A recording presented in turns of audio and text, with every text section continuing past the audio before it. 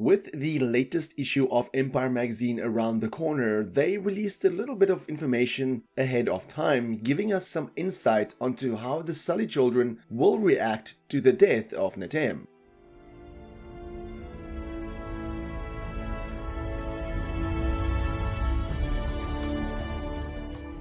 Avatar Theory here, hope you're doing well and having a fantastic day. And yesterday, Empire magazine dropped some information on Avatar 3, specifically about the kids. And unfortunately, I was at work at the time and I finished very late, so I wasn't able to get a video up straight away. And I do apologize about that, as I will get news videos out on a more timely manner. That being said, the article, which you can find a link to in the description below, talks about the Sully children and their reaction to their brother's death. The article was written by Ben Travis and goes as follows, quote, "When James Cameron brought audiences back to Pandora in Avatar: The Way of Water, he upped the stakes considerably, giving Jake Sully and Neytiri a whole gaggle of Na'vi children who arrived in the time jump from the first film. There was the eldest sibling, Neytiri, his impetuous younger brother, Lo'ak, little sister, Neytiri, as well as adoptive sibling, Kiri, and human stray, Spider.